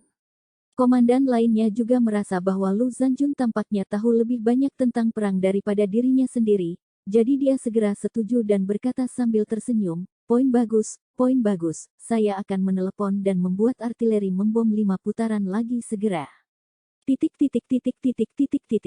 Rasa pencapaian dalam hati Hamid benar-benar luar biasa ketika dia melihat pihak lain menjatuhkan lebih dari 1000 tubuh dan mundur. Segera setelah itu, ajudan maju untuk melapor, dan berkata dengan gembira, Komandan, pasukan baru saja menghitung, dan kami tidak memiliki satu pun yang tewas atau terluka dalam pertempuran tadi. Persetan. Hamid menepuk pahanya dan berkata dengan penuh semangat, teknik dan taktik orang Cina sangat luar biasa. Aku harus menelepon Ye dan melapor kembali. Segera setelah itu, Hamid mengeluarkan telepon satelitnya dan menelepon Ye Chen. Ye Chen sudah bergegas kembali ke rumahnya di Townsend dan mengunci diri di kamarnya, menunggu tanggapan lanjutan dari Hamid. Dalam hatinya, dia tahu betul bahwa dia berada di Jinling, dan tidak ada yang bisa dia lakukan untuk menghadapi situasi di pihak Hamid. Dan itu tidak sesederhana menyelamatkan seseorang, tetapi perang di mana puluhan ribu orang terlibat di kedua sisi digabungkan. Dalam perang semacam ini, tidak pernah ada orang kuat tertentu yang dapat memutuskan arah perang, jadi bahkan jika dia bergegas sekarang, dia mungkin tidak dapat banyak membantunya. Terlebih lagi, dengan jarak yang begitu jauh untuk ditempuh dan perubahan haluan di Lebanon, bahkan jika kita membiarkan Koncorde datang sekarang, itu akan memakan waktu beberapa jam sebelum kita mencapai Suriah, dan pada saat itu gambaran besarnya mungkin telah diputuskan. Jadi yang bisa dia lakukan sekarang adalah tetap ditelepon dan menunggu tanggapan Hamid, dan jika dia menemui masalah, dia harus membantunya tepat waktu. Ketika dia menerima telepon Hamid, dia segera mengangkatnya dan bertanya, "Kakak, bagaimana situasi di sana?" Hamid berkata dengan riang, "Kakak Ye, kamu benar-benar ilahi. Setiap langkah tindakan pihak lain sesuai dengan prediksimu." Mengatakan itu, Hamid menarik napas dan melanjutkan, "Mereka benar-benar menggunakan jenis metode pertempuran infanteri dan artileri terkoordinasi yang Anda sebutkan. Pertama mereka meluncurkan serangan artileri besar-besaran dan intensif ke markas dan posisi saya, kemudian mereka mulai membiarkan beberapa ribu infanteri menyerang dengan keras ke atas, tetapi mereka terlalu mudah tertipu. Baru saja pasukan saya tiba-tiba melepaskan tembakan dan melakukan serangan balik, membuat mereka lengah. Mereka sekarang telah dipukul mundur, dan diperkirakan jumlah korban tewas dan terluka setidaknya 1.000. Petik 2. Ye Chen bertanya, "Lalu bagaimana keadaan mereka sekarang? Apakah mereka sudah mulai mempersiapkan serangan artileri lagi?" "Belum yakin." Hamid berkata, "Mereka baru saja mundur, tidak ada gerakan untuk saat ini." Ye Chen berpikir sejenak dan berkata, "Kalau begitu saya kira mereka akan segera melanjutkan serangan artileri mereka lagi, tetapi Anda harus berhati-hati, pihak lain mungkin akan mengambil pendekatan perulangan melalui sisi-sisi dan langsung menyerang benteng Anda secara diam-diam." Bab 3159. Melalui jalan memutar. Hamid setidaknya pernah belajar di Cina, meskipun tidak mempelajari komando militer, setidaknya dia telah membuka matanya. Jadi dia langsung berkata, "Kalau begitu, saya akan meminta seseorang melepaskan drone dan mengamati dengan cermat situasi di sekitarnya. Jika mereka benar-benar mengirim pasukan untuk menyusup secara diam-diam, drone pasti akan dapat mendeteksinya." Ye Chen kemudian berkata, "Bagus, kamu lepaskan drone, ingat untuk tidak membiarkan pihak lain mengetahuinya. Dengan cara ini kamu juga dapat memancing musuh lebih dalam. Ketika saatnya tiba, langsung pukul mereka secara mengejutkan." "Bagus." Hamid berkata, "Mulai sekarang, saya pasti akan bertarung dengan semangat 120%, dan pasti tidak akan membiarkan mereka memiliki kesempatan untuk menyelinap menyerang." Ye Chen melihat waktu dan berbicara, "Seharusnya pagi di pihakmu sekarang, kan? Siang hari sedikit lebih baik, tetapi kamu harus memperhatikan pertahanan di malam hari. Jika pihak lain gagal menembus dan menyusup sekarang, maka mereka pasti akan comeback di malam hari." Hamid tersenyum hangat dan berkata, "Kakak, Anda mengatakan kepada saya untuk memperkuat pertahanan dan menimbun persediaan saya. Saya tidak hanya menimbun sejumlah besar persediaan, tetapi juga membeli beberapa peralatan yang relatif canggih. Di antaranya adalah beberapa imager termal. Jika mereka berani menyelinap di malam hari, tidak ada tempat bagi mereka untuk bersembunyi di depan para pencitra termal." Ye Chen tidak bisa tidak memuji, bahkan imager termal dilengkapi dengan mereka, tidak buruk. "Bagaimana persediaan amunisi Anda di sana?" Hamid tersenyum, "Jangan khawatir, saya membeli banyak amunisi dengan uang yang Anda berikan kepada saya terakhir kali, puluhan juta butir amunisi saja. Bahkan jika saya tidak bisa mendapatkan persediaan apapun, saya masih bisa bertahan di sini sampai sekarang, tahun depan." "Itu bagus. Jika mereka tidak dapat menyerang Anda dalam 3 atau 4 hari, saya yakin mereka akan mundur dan beristirahat. Jika tidak, mereka tidak akan memiliki cukup persediaan untuk menahan mereka di sana." Petik 2.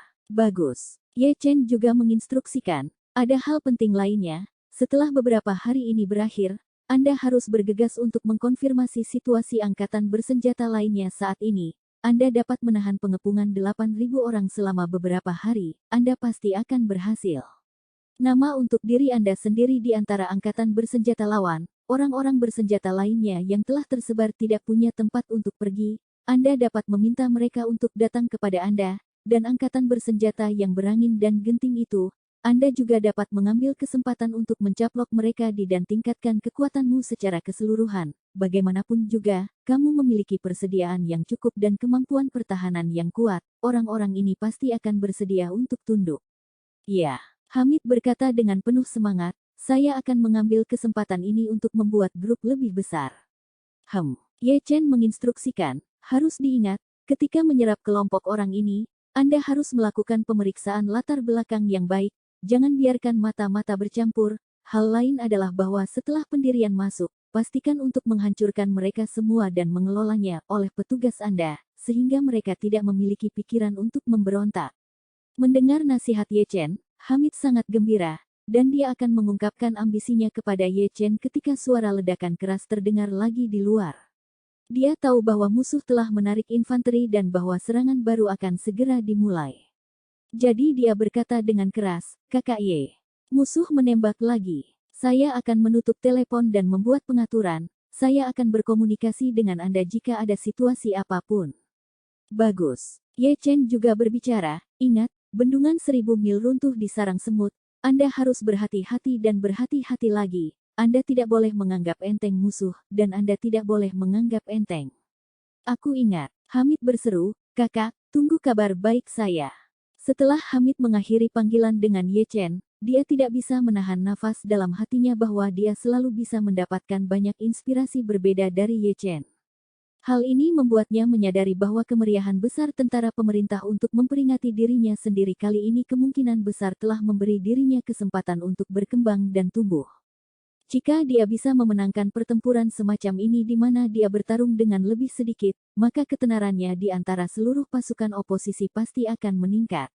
Ini semakin membuatnya sadar bahwa apakah dia bisa diberkati oleh bencana itu tergantung pada apakah dia bisa membawa 8.000 orang itu.